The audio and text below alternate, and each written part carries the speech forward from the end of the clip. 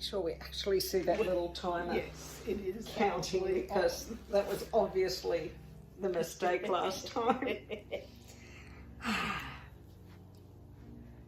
Season 2, episode 1, with lunch. Yep, Lunch, which was delicious. more delicious than what their dinner looked, but in a very similar. It was very similar, but it was scrummy. Thank you. My pleasure. We really love doing themed food to go with our rewatches. It was funny when I was at the supermarket before I came here, because I did a little bit of shopping. The lady at the checkout, who, you know, we don't know each other well, but she knows me as a regular. And it's the first time she's ever said, she said, "So what are you doing for the rest of your day?" And I said, "I've made this really nice lunch and I'm going to a girlfriend's place and we're going to watch a TV show together." And she was so impressed. She was like, "That really sounds like fun." And like, It really it is. is really fun. It really is, yes. Yeah. All right, so I did not one, but 2 pages of notes of things to chat about. I've got 1 page. But as I've just said to Katrina, I had quite a few questions, but they were about things. I think there are things I've forgotten that I will learn more about later in the season. So I didn't write down everything. Can you think of one off the top of your head that you didn't write down? See, that's why we write them down, because then it's like, what was I thinking when I was watching the show? Yes. Yeah. No, you can't even think of one now. No, I really can't. I really can't, because I just thought, no, don't waste brain space on that. I'm sure we find out more later. It's actually, I find it's really interesting because there's that balance between keeping watching it and writing down something that's in your head. Yeah. All right. Do you want to start off? Well, firstly, just overall impression of seeing it the second time round. I'm really surprised at the amount of detail that I remembered very clearly from it. She's good. I still just, I cannot believe how the new Matt, how his whole presence is so much like the old Matt. It's almost a seamless transition. I just think it's astonishing. I agree. Yeah. I think, first impressions. I as soon as it started, that horrible scene with the Trolloc, I knew what was coming, and I was like, oh no, I don't want to watch that again, where he makes the little girl touch the Trolloc, and it's so creepy and wrong and awful. It is. What I find interesting as a book reader is that as much as we love the books, to a degree in the books, a lot of the antagonists were a bit textbook bad people. And so we have the Dark Friend Social is the start of the second book. It's the prologue, but it's extremely different to this Dark Friend Social. But Ishmael is so creepy in the show by having him do that with the little girl, whereas in the book he was a bit more, he was like floating in the air and showed photos of Rand and Matt and, not photos, like kind of like holograms of Rand and Matt and Perrin, and was like, you know, I am the Dark One, you know, kind of. That sounds terrible, because when you read it, it's great.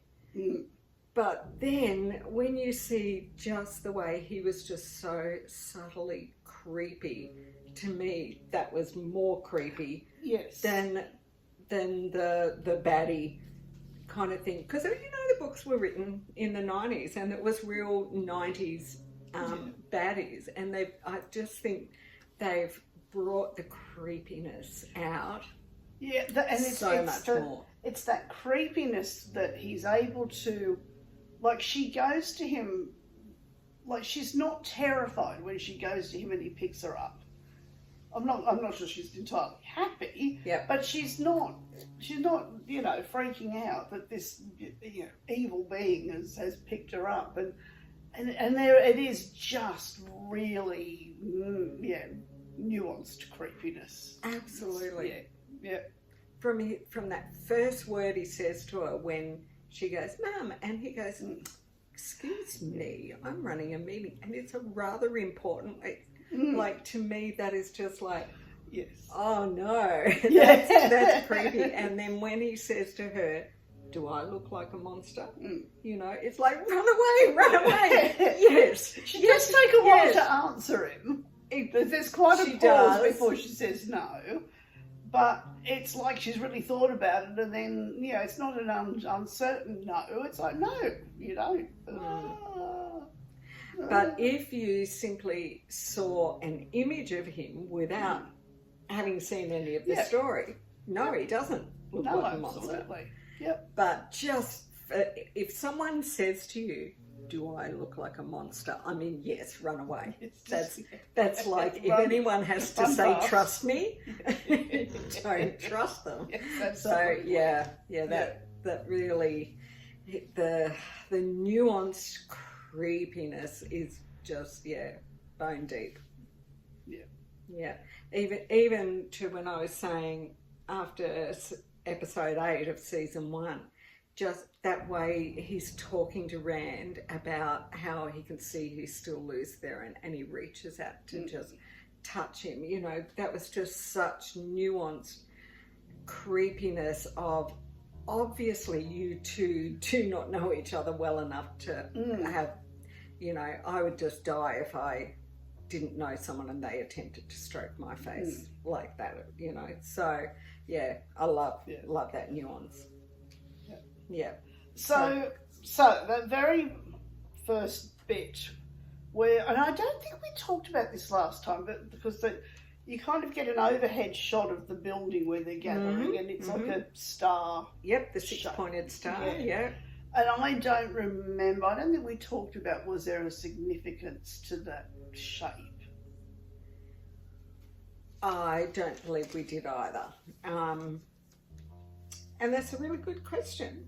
Is there a six-pointed star significance? Is the question. Yes, that's the question. No. But it made a really good visual. Okay, right.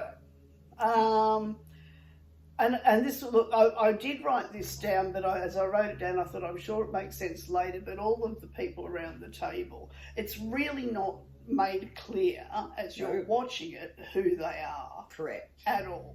Except for Pat and Fame. Well, that's because I was going to say, but you only heard the whistling as Ishmael was going out the door. No, you saw his face. Did I? I think we had this discussion. We have to watch it again. I think we had this discussion last time and I missed his face. Oh, we do. We'll have to watch it again. Yeah. Yeah. No, I didn't. I heard him whistle, but I didn't notice his face. Yeah. So you hear that whistle, and she looks back as that whistle, and he lifts his hood and he looks at her and he gives her a creepy grin. Oh, I completely missed that. I don't know how. I must have been looking at other people around the table or something. Yeah. Oh, righto. Okay. And so we really do have to watch that again. It's only a 2-minute bit, you know, but it would appear that nobody else can move because everyone else are just sitting very still. Yes. And that makes it super creepy, like what's different about Pat and Fame. Yes. That he was able to move and he was aware of what was going on, because remember, she crawls up and she goes, Mum, and Mum doesn't respond. Yeah. Right? Yes. Ishmael responds. Yes.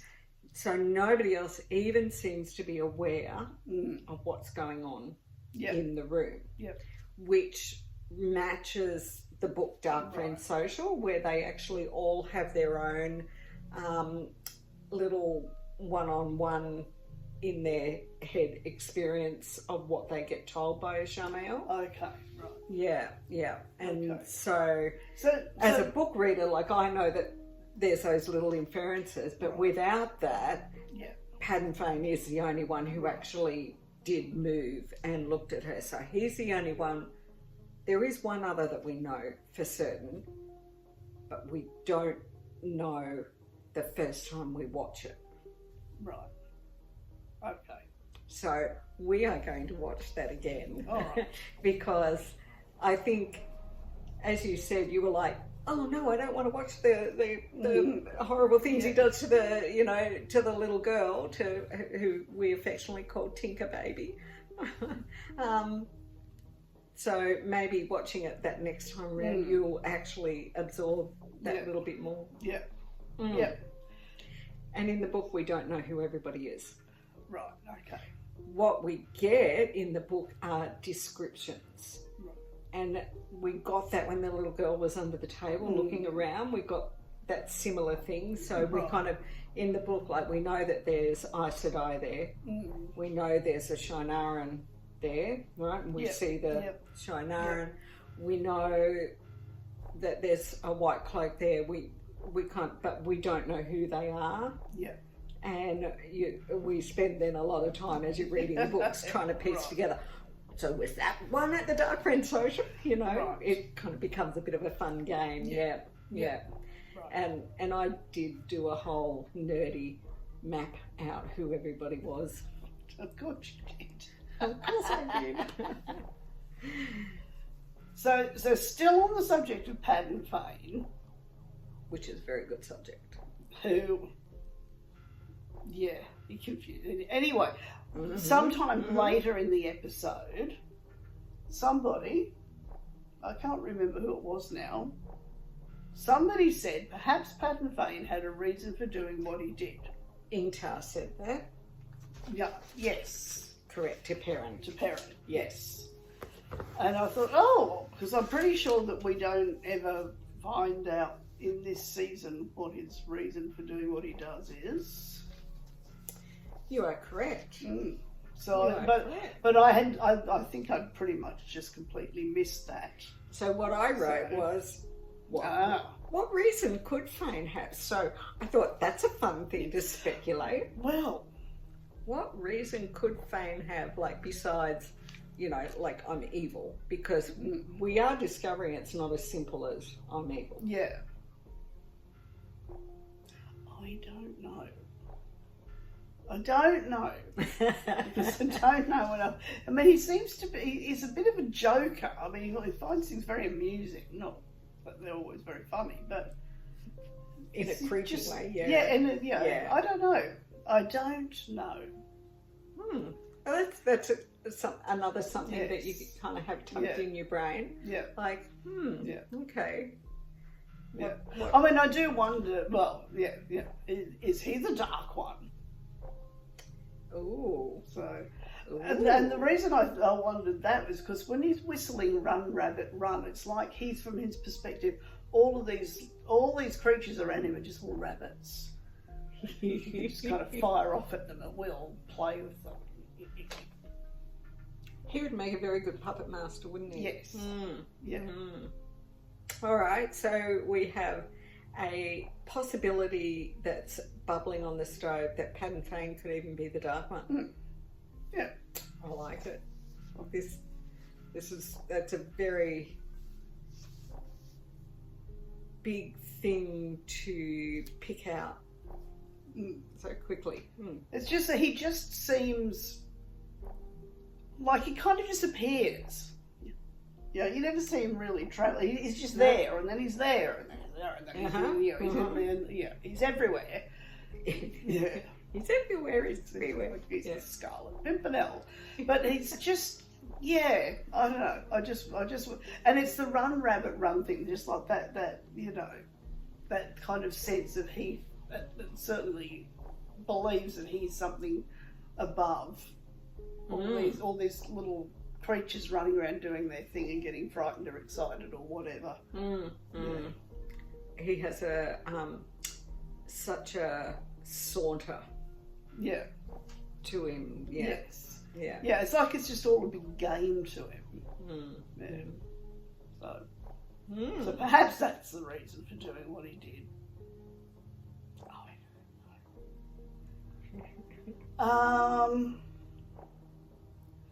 Oh, the whole Heartstone thing confused me as much this time as it did last time. Mm-hmm. It's like we have all this detail about a Heartstone that starts in episode 8, and then we learn more about it now, and it's, you know, it's supposed to be unbreakable, and this one's been broken, and it's got a poem carved on it, and then it's like Moiraine just goes, oh, forget that, I'll just have the piece of paper with the poem on it. And it's like, do I need to give brain space to this Heartstone information, or is it just a detail that has no relevance? That's a good question. Yes. And I also wrote down who carved the poem on it. That is a very good question. So that is a very good question. Yeah. Who wrote the poem in blood? Mm. Yeah. So yeah, we know a little bit about Heartstone, but we don't know a lot about it. Mm. And maybe we'll find out more. Right. As we go along, but I think that for Moiraine, like, it was really important to see that that was Quendia, rather than, because there would have been contact between her and Domon for him to bring it to her, and she would not want to be told that he had Quendia without verifying it. But does she want it? Yeah. What is she going to do? Mm. You know what I mean? Like, did she take that piece from the Eye of the World? I bet she didn't. I did write down also, does she still have it? Yeah. Yeah. So it's not like she wants to reunite the two pieces or something. No, and they come from two different places. Well, okay. Yeah. You know, Right. So I think that she definitely wanted to see the Quendia. Right. Because now she knows that definitely is another seal that's been broken. Right. Because, that's Quendia, but, like, what's she going to do with it? Whereas the poem, and I had something about that written down, which was, I think, just to ask you, do you remember what the poem is? No, I do not remember the poem, and it's driving me nuts because, I absolutely do not. Yep. Remember that whole scene where you she remember bought the scene, poem? but what was What's the poem? in the poem? Because Cannot remember. No. the poem was worth more than 1 mark. Yeah. Oh, and I remember that. I do remember that. It was definitely worth more than 1 mark. She did part. so well in getting him to come all that way. Yeah. And what kind of made me really chuckle, and what really got Bail Domon very upset and concerned for his safety was after she wasn't going to give him 50 marks for the Quendia, she haggled him down from the 5 to 1 for the poem, and saying, you know, what 5 could buy, gives him the 1, tells him to bugger off, and then says, oh, and he has 10. Yeah. And that's when he went, you're just giving me 10 marks, like, what have you done? So who was following him? And it was 2 hooded men. And that was one of the things where I thought, do we find out later and I've just forgotten or not? We already found out. Did we already find out? Or were they the Fades? Yeah. Right, they were the Fades. Because that's what I assumed, and I thought, maybe I've misremembered. Yeah. Right, so it was the Fades. Yeah. Yeah. And he brought the Fades to her. Yeah. Unwittingly. Right. Yeah. Right. Yeah. Yep. Cool. And then I had one more thing, which was, I've written plait. So. Is that braid? Yeah, braid, yes. Yep. Right. So, Egwene has now, her hair is unbraided and it's flowing loose, and Nynaeve is still, she's in the braid. Yeah. And so, clearly she's really not buying into the whole Aes Sedai training thing, and she's hanging on to the wisdom thing. Mm-hmm. And somebody in season 1 in fact, I think it was in episode 8, because I'm remembering it being said. Somebody said something about you can't be a wisdom and an Aes Sedai, or you can't be a wisdom and be in the White Tower. There was it was an either or thing. I can't remember who said it or exactly how, but there was a choice to make. Right. And I can't think who said it to Nynaeve. But anyway. That's good. So I can't remember that being said to Nynaeve as such. However, you are quite correct. You know, they would not allow Nynaeve to train at the White Tower, become an Aes Sedai, and then go back to the village she came from and be a wisdom. Yeah. She has to give that up because the Aes Sedai is like a higher calling. Yes. As such. But the braid being such a significant part of being a wisdom.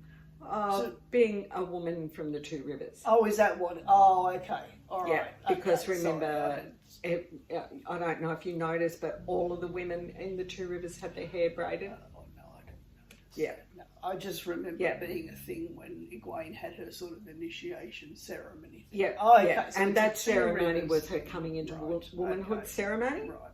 Yeah. Okay. So Nynaeve's just like, she's just kind of locked everything down. God bless her. She really has, and I made note of that, what Alana said to her in that lesson in the kitchen, which is embrace what you are or fear it. And it's, you know, obvious that Nynaeve is like totally panicking about being this incredibly powerful channeler. Because she also says nobody should have that much power, you know, and when she watched all those women die at Val Dara, at the words are getting hard, during the battle, you know, that is one thing that has really freaked her out. And Alana, she said another thing in that lesson when Nynaeve refused to try and keep going with the lesson, and she said the power that was used in that battle, that was her and Egwene's power. Yes. You know, and so that's all really fueling her fears, is, you know, because you can't even imagine it, like that amount of power that just wiped all those thousands of Trollocs out is absolutely huge. So so before that, she had trouble channeling because she didn't even know she could channel, if you know what I mean. Whereas now she's just like, no. And so there's that real physical thing of the way she's got the braid. She's still wearing her wisdom belt over her over her novice dress, which is just like a total at the White Tower that she's wearing that. And actually that just reminded me of something that was in episode 8 that I didn't comment on, which was that that Egwene brought Nynaeve back. She fixed her. She healed her. And it was like such a kind of, like, I don't know, it was a sort of typical Egwene, very humble thing of, oh, I'm just going to restore my friend to life and then just carry on with life. I don't know, there's kind of no comment being made that she actually managed to do that. It's actually a really good point, because you're right.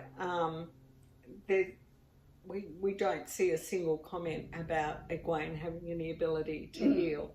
You know, Nynaeve is the one that's, you know, the amazing healer. Yeah, because it's all the thing from that she was this far from dead. But it's just like, it's not even, well, it's not even noticed, because there's no one there to notice it. So, even though Alana somehow knows that it was all their power that was being, you know, but I mean, that's probably a pretty easy deduction. Well, you know, what happened? Well, that dead one on the ground, she did this, and you know. Yeah. The others are all dead. We're still alive. You know, guess Oh, we're all right. Yeah. Yeah. So what else did you have? I think we did talk about this before, but I was again really struck by how focused Alana, again in that lesson in the kitchen, how focused she was on correcting posture and put your hand like this, you know, it was really a big thing about how those novices were being trained, that they have to do all these certain things to make that particular thing happen. Well, that's just part of the controlling of Koala Sedai, isn't it? Because, and yeah, you've got Nynaeve and Egwene there who are like, well, Egwene, I can just channel out my stomach, and Nynaeve is like, just make me mad and I'll do it. Yeah. So that whole, you have to do that, you have to do that business. And because even Leandrin was basically saying that to Nynaeve was, you know, they'll tell you that this is the only way to do it, but there are other, and not that I'm agreeing with Leandrin's methods, but you know, but that really is how they're being trained there in the tower, is this is the way. And nothing else is correct, nothing else will work. Orthodoxy, or you're a heretic. Correct. We'll burn them all. Burn them all, yep. Yes. Child Watson would like that. What's his name? Child Valder. Yeah. Yes. And that reminds me, so one thing in my notes was a little Valder callback that I love when Leandrin slams, I don't know where I wrote it. I haven't got my glasses on, so I was trying to write large enough that I could read without my glasses. Oh yeah, there it is. When Leandrin slams Nynaeve against the wall and goads her until Nynaeve hits back at her, and Leandrin says, "There she is," and that was exactly how Valder was when Egwene finally agreed to start channeling, and he went, "There she is," and I thought, oh, that was a nice little, you know, little tie-in for those. And I loved how Loyal says, "The hunt for the Horn of Valir awaits," and because, spoiler alert, later in season 2, when Rand is at that party in Cairn and he's talking to Arnvir, and she tells him how the hunt for the horn is not real. Yes. Yeah. Yes. And so I hadn't really quite picked up just the way, you know, Loyal goes, "The hunt, the horn of Valir awaits," and it was like, it is real. Yeah. Yes. And they know that they're actually really hunting the horn as well, because they had it. Yes. Yeah. So this is just a little book tidbit for you, because I thought that this was really good. Before we started watching, we had mentioned something about Baal Daimon and the fact that he's quite a fan favourite, and he was in the books, but he was in book 1. He came in book 1, and so it's not a spoiler at all, because like it's just part of the extra detail in the book, and that Rand and Matt and Tom got on his ship, the Sea Spray, and went down the river on it. And so the little thing that I liked was Baal Daimon said that he first saw those 2 fades that were following him at Whitebridge, and that's where he took Rand and Matt and Tom too in the book, and that's where they got off the ship. And so it was like, well, that was, you know, a nice little, just a little Easter egg for the book readers, that's what he happened to name. Yeah. All right, and we did that. What reason could Fame have? Now, again, this is a little book thing that's not a spoiler.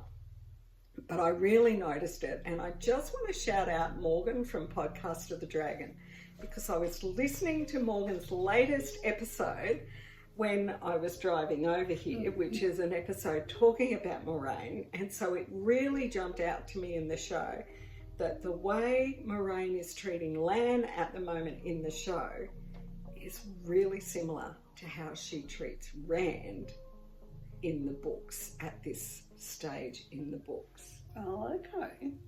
And because they're very different and Rand's off on his own, we're not getting that happen. But again, it can be really interesting reading, listening to what some book readers say they like or don't like in the show. Yeah. And not everyone has liked the way Moraine has treated Lan. And watching it this time, having just been listening to that podcast, I was like, that's all the mistakes Moraine was making with Rand in the book. So so I love that, because it's like that actually really is in character. Yep. But they put it in a different situation, but it's really true to her. So, okay.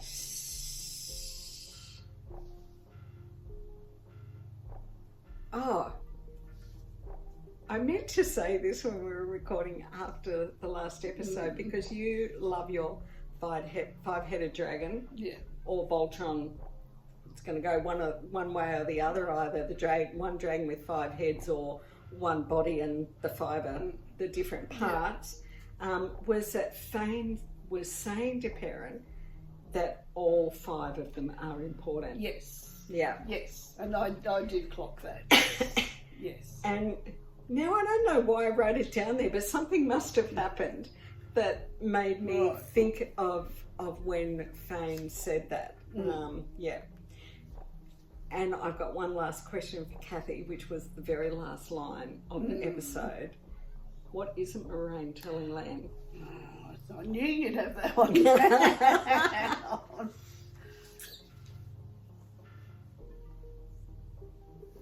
Well, I think she's not. I still don't remember what. But I think she's not telling him that she knows what happened to her and that she's shielded, not stilled. I mean, she's not telling him. She's not telling him lots of things. Whatever. See, if I could remember what was in the poem. Now, if you could remember what was in the poem, that actually would help. Yeah. Because obviously he doesn't know why she's got all these people presumably bringing her things that she's seeking for. And because he tries to ask her stuff and she ain't telling him nothing. So that's, so whatever's in the poem is driving me crazy. So, all right, so let me go a bit further back to ask another question before that then. Why was Moraine sneaking off and leaving? No. Because that's kind of part of it, isn't it? Yeah. Right? Is like she's nicked off on her own. Yeah. So why did she do that?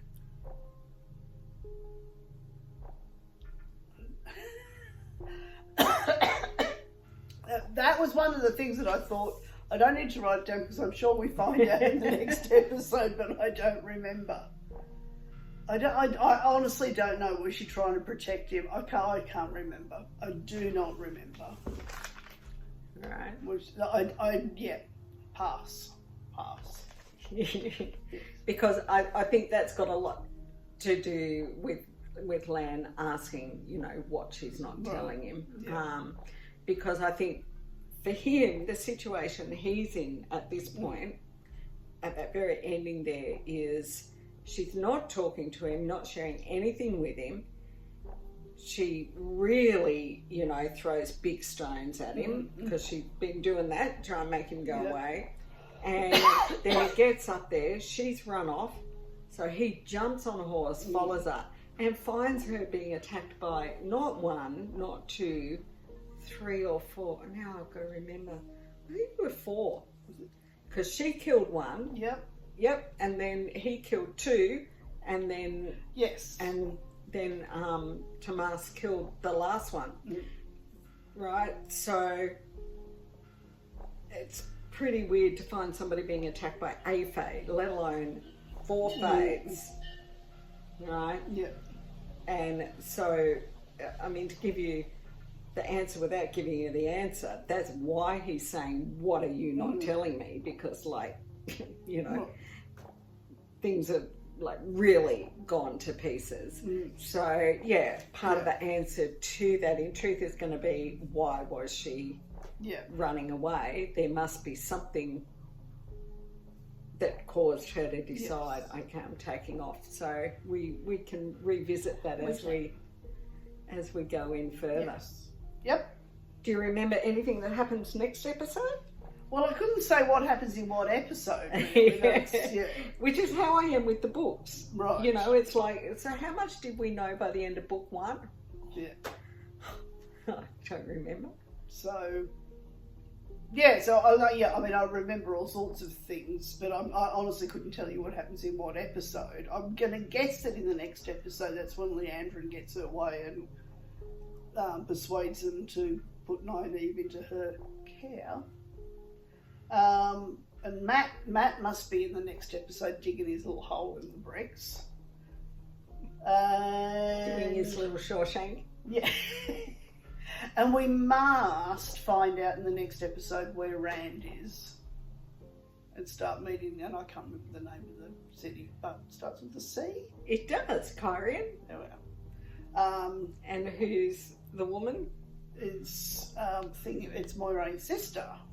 Oh, yeah, Auntie, yeah. Yeah. What? But who's Rand's? Who's Rand's? Oh, no, I'd forgotten. I had forgotten that. I had remembered. I remembered her as a character, but I'd forgotten that that's where we first meet her. Oh, yeah. Yes. Yeah. What's her name? No. Can't remember. Oh no. Yeah. Her real name is Lanfear. Is her real name, isn't it? Oh, that's her Forsaken name. Her Forsaken name. So many names. But her pretend name, what Rand knows her as, I can't remember. Right. So, yep. Was a more because then she had a name before she became Lanfear. Because that's the name she took as a Forsaken. Right. Okay. Yeah. Yeah. The same as a Shamael had a name before he became a Shamael. Okay. Yeah. Yeah. So that's names. Yeah, names are big. Yeah. Yeah. Cool. So hopefully we'll get together fairly soon again. Yes. We have terrible trouble. We get all excited and we make a date and it's not very far away, and then life. Yeah. Life or rain gets in the way.